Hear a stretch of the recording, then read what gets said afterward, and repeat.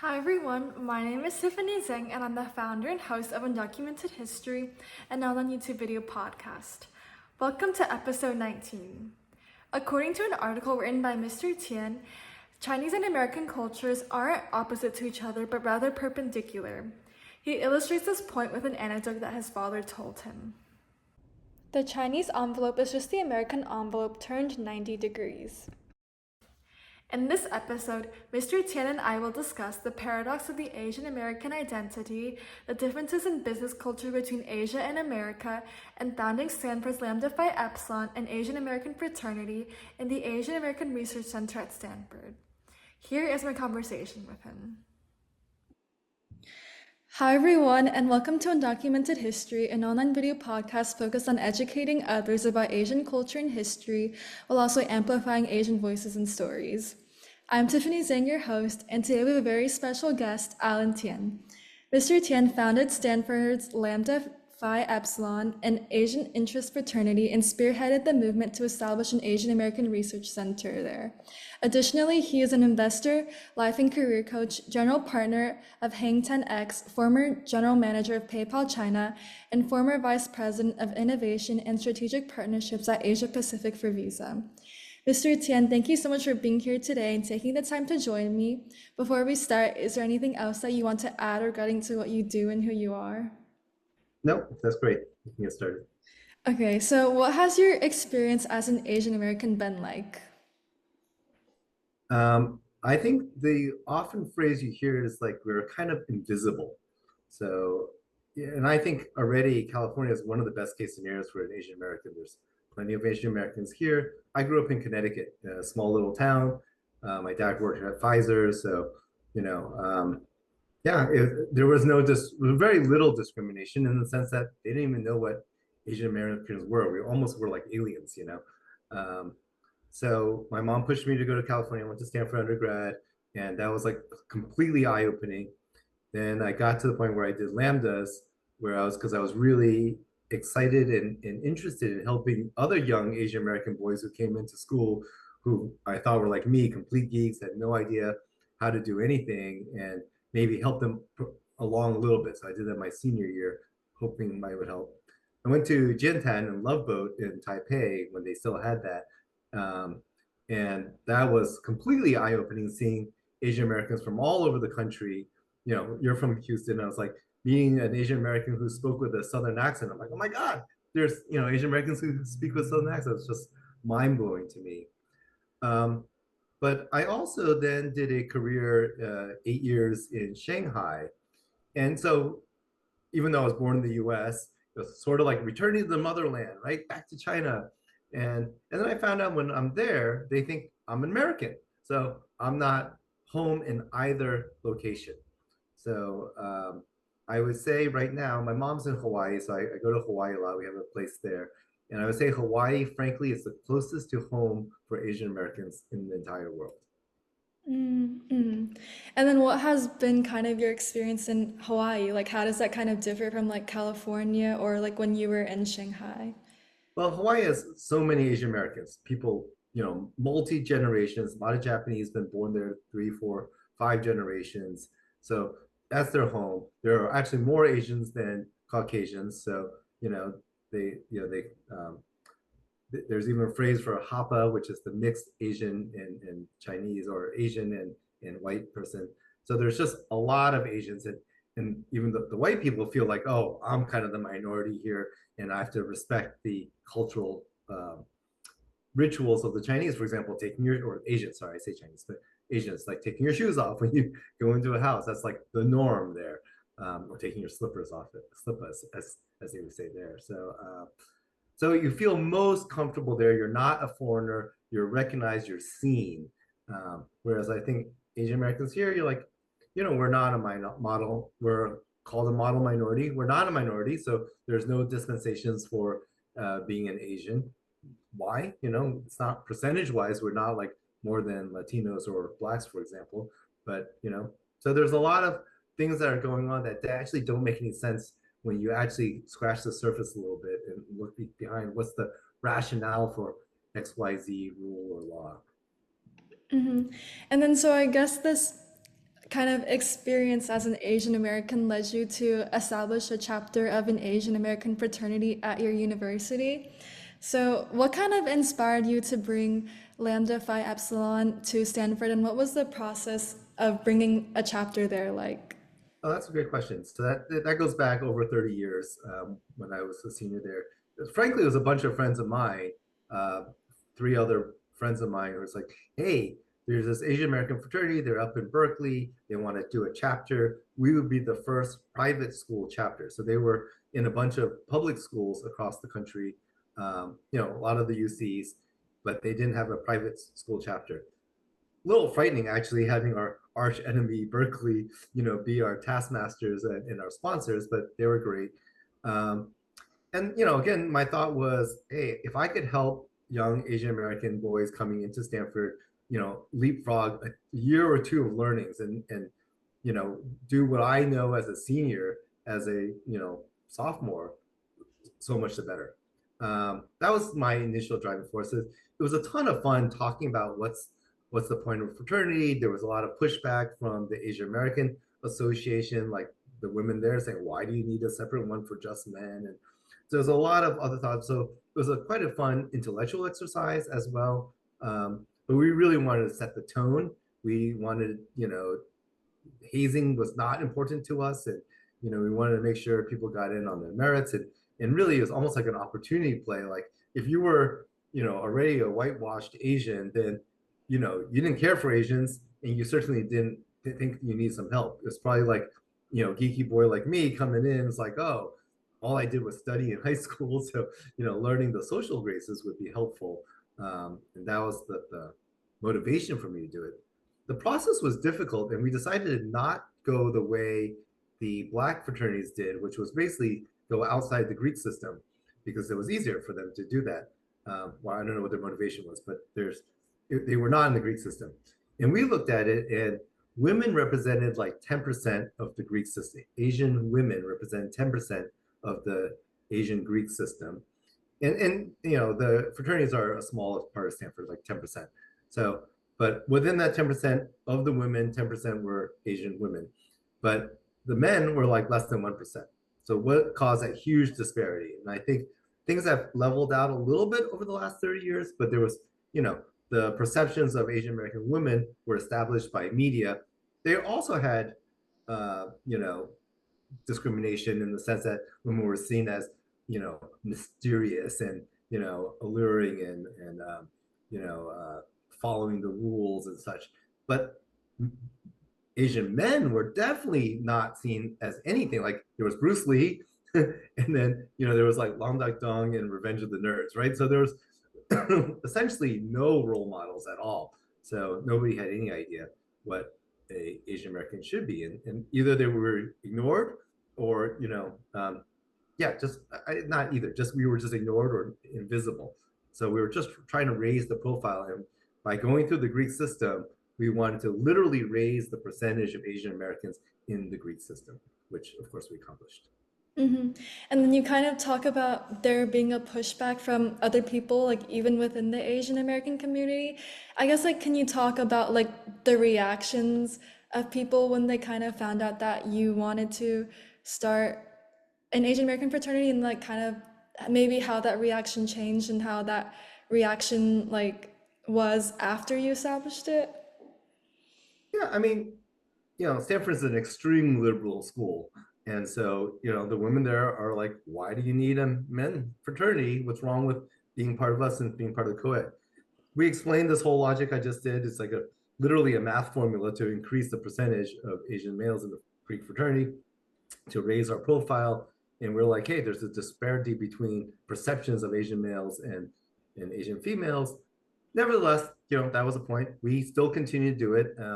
I think they realized that, we weren't just like beer pounding fraternity brothers, like we were actually trying to do something for the Asian American community as well. So I think, and the animosity was just usually it's in a niche group. So um, I think it went well. I mean, I wasn't there for very long, but I'm mostly proud of that 30 plus years later, it's still alive. So that was my goal, and leading to our conversation coming up is my goal with the Asian American Research Center at Stanford is establishing these legacies which go long beyond my influence in the school. So that's great to hear.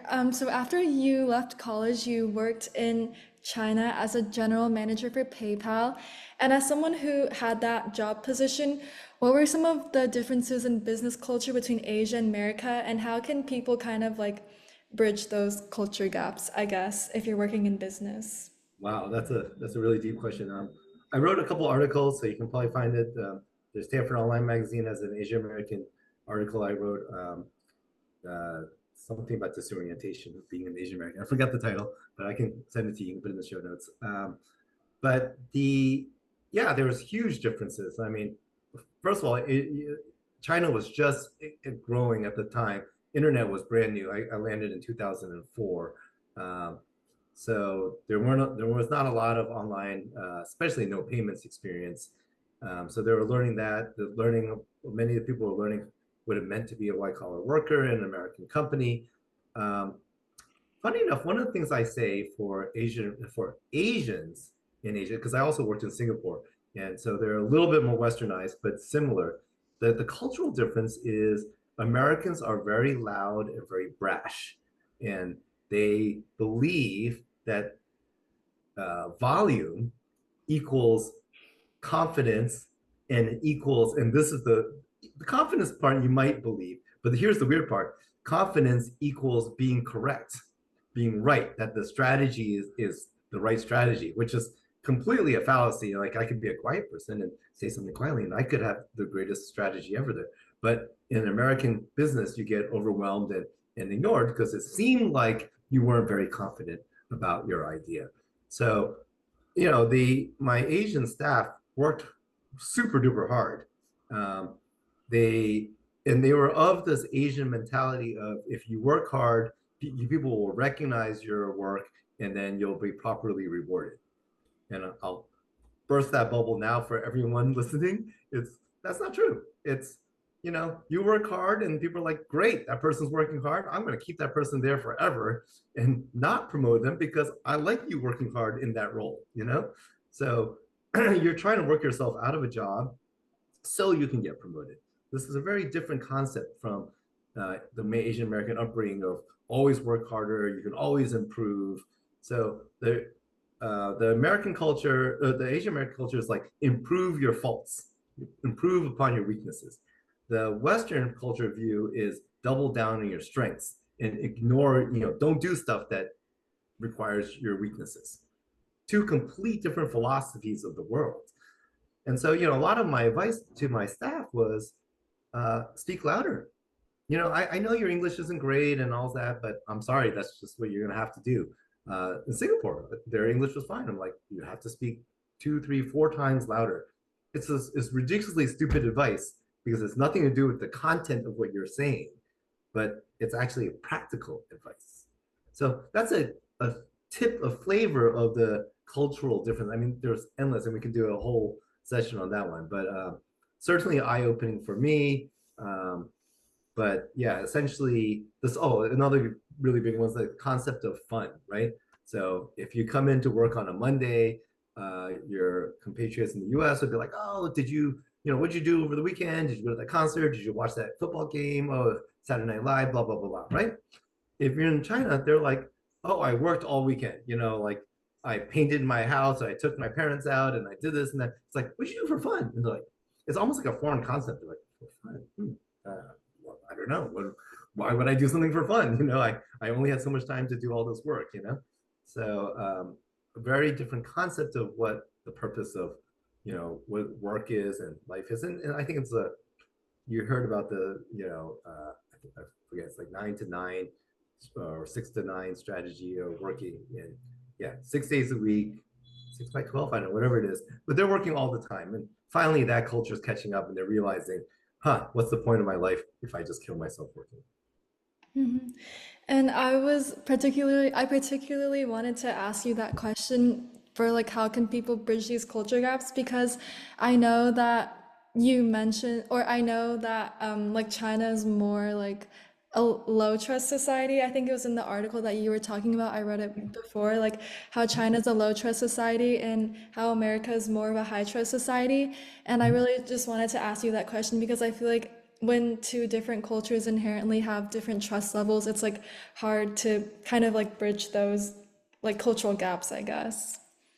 Yeah, that's a great observation. Here's a simple story. If an American says, "Oh, my son's graduating from college," he's talking to his Asian colleague, and it's like graduating from college, and but I'm not going to help him at all. He's on his own. He has to get his own job. That's the cultural value of the U.S. You're very independent, and there isn't this sense of nepotism where you're giving someone, your child something. In the Asian culture, that's abhorrence. Like, what's wrong with you? You're a terrible parent. Which is the highest ideal, is the Confucian concepts of being a filial child and obviously a good parent to your child. So, in Asia, of course you would give the job to your child, even the person was less capable than other people. So literally opposite ends of the spectrum of how do you view this. So you can take this trust idea all the way through. The concept of the West is you believe in the rule of the law. Contracts are important. In China, in much of Asia, the relationship is all important. The contract is just the beginning of the relationship. So actually, what it says in the contract is not super duper important. That's why drinking is so important in a lot of the business cultures, is to break down this facade to get to the point where you're acting your real self just because you're so drunk you have no inhibitions left, and then Mhm. that allows me to trust you and say, okay, I actually know who really Tiffany really is underneath all that, all beneath all the niceties and everything. I highly recommend people watch the miniseries Shogun. I think it's the latest one. It's incredible of showing the cultural differences. And of course that was in the 1600s, but many of the ideas are still, vestiges of that are still true in our culture today. hmm And then kind of going back to the sentiment we were talking about how like earlier how Asians may not feel at home in either America or their like Asian homeland. Hmm? For Asian Americans that may feel like they may not belong in either America or their Asian homeland, how do you kind of suggest that they deal with these feelings of isolation, or how have you previously dealt with it? Well, the good thing of getting older is you get more comfortable with your skin. You get more comfortable. But also, I try not to put myself in, like, I don't live in places where it's predominantly Caucasian and the culture is they don't recognize the value of my culture, right? So I am in California, I'm in Silicon Valley, I'm in Hawaii, I travel to Asia a fair amount. So I feel good about those scenarios. But obviously just being confident is hugely important in the United States. So um, fake it till you make it is this general answer. So come across as confident. I'm sure the first five podcasts you did, you were terrified and shaking, but you just have to keep on doing it, and you get comfortable doing it, right? hmm And then I also think that Asian Americans can recognize that they are going back to like bridging cultural gaps. Like I feel like they're in a unique position to do so because they are kind of the intersection of these two cultures and they can use their intersectionality as an advantage. I Great point. 100% agree with that. And also, I would say it's much easier. I don't mean it's easy for you, but it's much easier now than it was 30 years ago. Like Michelle Yeoh winning the Academy Awards, and even though she's not Asian American, but she's an Asian face. The movies winning it, like Crazy Rich Asians coming out, and the K-pop being the number one music bands and all that. So um, people recognizing this, and it's not just like a little slice. It's not just like just Bruce Lee for kung fu movies. It's a horizontal slice across life. You see a lot of Asian Americans being successful in business. Jensen Huang being number one or number two richest man in the world, and Nvidia being the most exciting stock. TSMC being a super powerful country. Arguably the reason why Taiwan's even important in this international conversation is because of this company, right? Why we have a $50 billion chip act to build plants in the United States.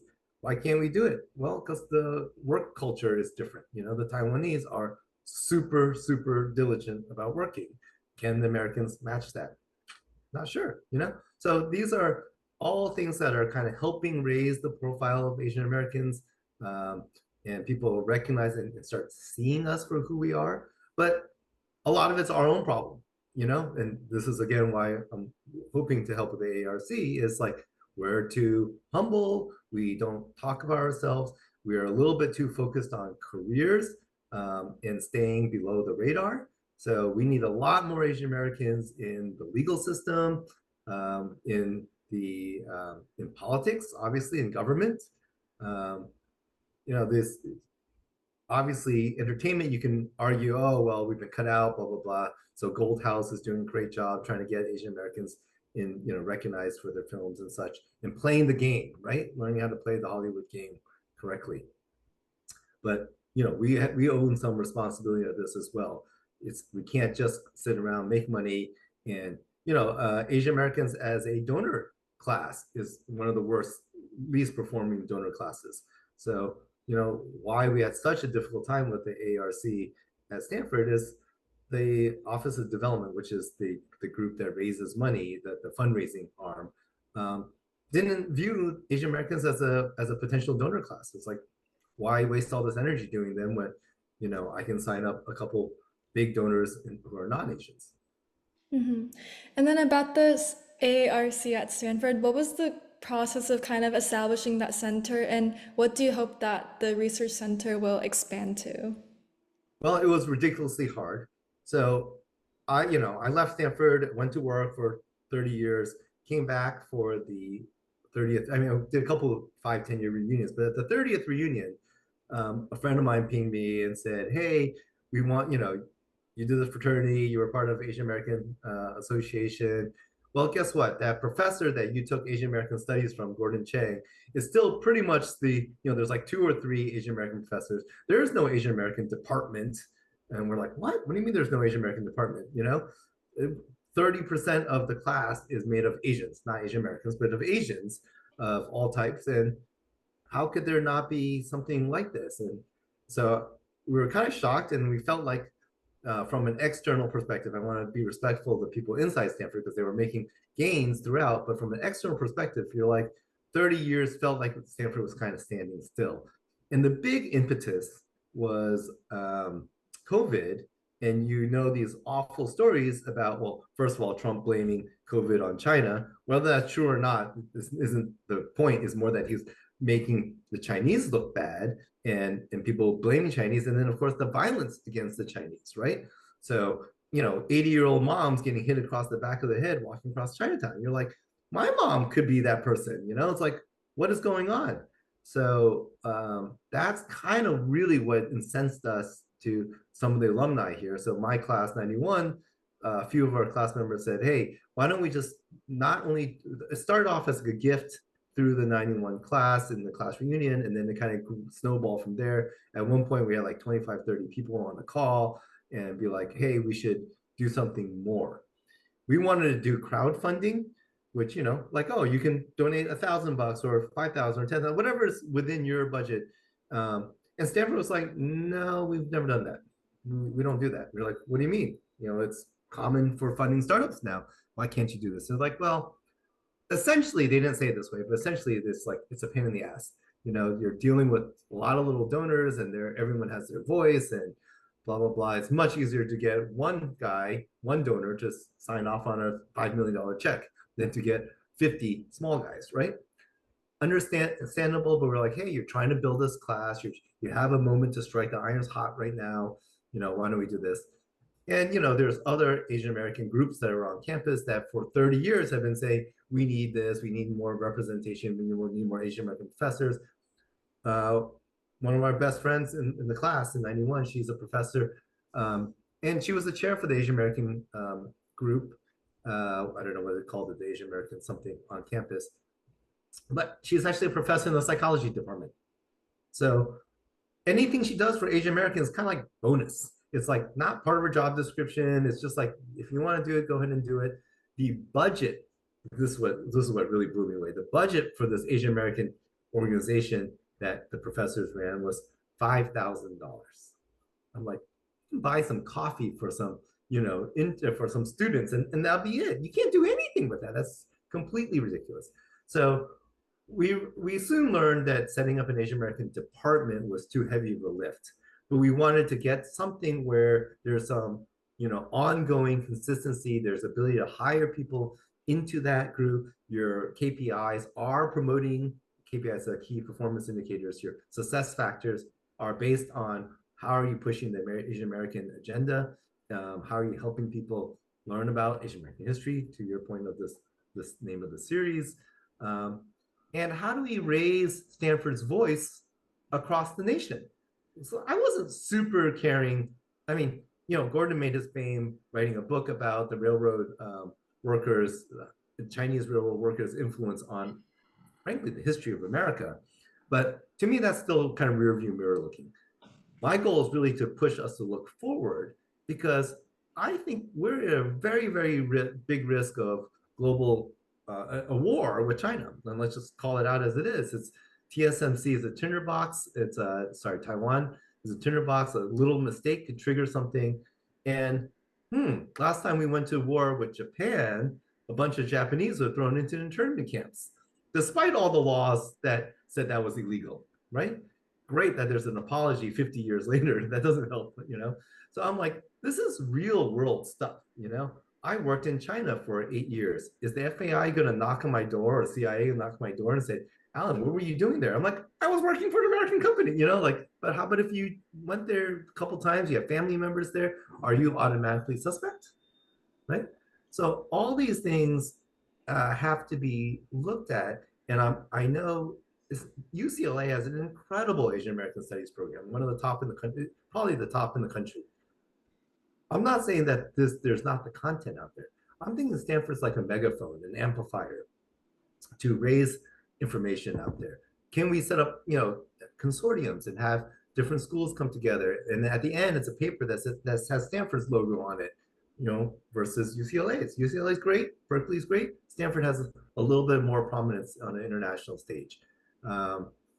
It's all the schools at Stanford are separate. The law school, the business school, which is super rich, the med school. These are all world-class institutions, and they're all siloed. So they don't talk to each other. There's no connective tissue connecting any of these things.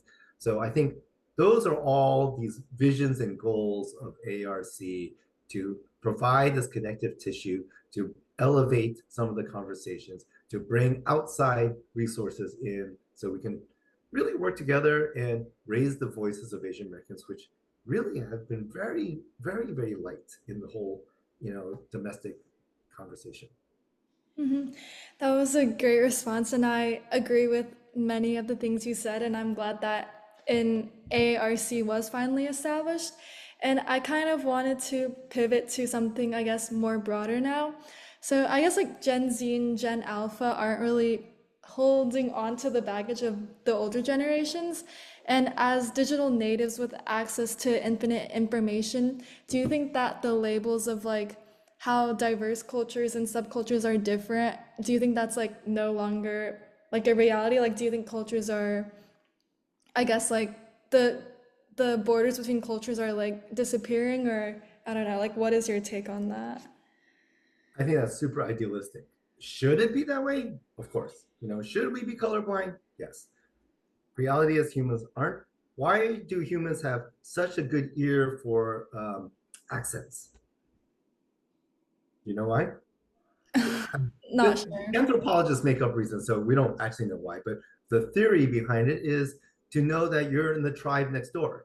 The tribe, and you look at languages, there's so many different languages, because literally 10 miles away, if you didn't have contact, they would establish an entirely different language, right? So having that access means I know you're from my tribe, right? Oh, I know you're from that tribe, and thus my trust is lower, and then forget the accent, that's a different language. Now I really low trust for you, right? So, and this was a life and death situation in the past. Like, I didn't know if you were going to kill me or you're a spy or whatever, right? So these are deep seated, maybe DNA levels type of stuff that's very hard to root out. The guy, Malcolm Gladwell, I think, wrote an article about this. Was like, he thought he was, or maybe it's Freakonomics guy, but one of the podcasts, he's like, he thought he was a very liberal. I mean, he's definitely a liberal guy. He writes in a liberal sense, and he took one of these tests, and it was like the subconscious ones where they flash images, and you type like typically black names and typically whatever white names, like and then tie them to jobs, and then it shows your latent discrimination and bias. So I think we all carry around with it. We try to put this facade layer on the front. We're trained such a way. So I don't believe it will go away anytime soon. Um, and even if we have a surface layer, I think some policies such as Trump. I'm saying Trump now, but the some of the policies there is breaking down rules of civility, and I think Highland had a great quote. It's like I don't know what the actual quote is, but it's civility. The loss of civility is the first signs of decline of civilization. It's actually in the same word, right? But we're we need to keep up this facade. We need to have a sense that there's consequences if we aren't civil to each other, because that's the basis for us to how to work together as a culture. Hmm. And I really agree with everything that you said. I think it is idealistic, but unfortunately, like it's because of like the histories and stuff and the way different cultures have interacted, I think it is kind of maybe impossible for these labels to break down, but I think at the same time, it doesn't mean that like cultures can't eventually come to like a more like respect each other more, if you know what I mean. Well, and to your point again, it's like Asian Americans, we have this um, strength and weakness, right? This burden and this responsibility to help bridge that gap, right? So we can see, wait, you think this and you think this. They're not. You're not wrong on either one. You're just not seeing eye to eye on this. And let me be the translator, the cultural translator, even if the language is understood, right? Hmm. And that was my last question. So thank you so much, Mr. Tien, for coming on and speaking with me. It was such a great experience, and I learned so much. And to anyone watching at home, thank you so much, and I will see everyone next time. Bye. Bye. Thank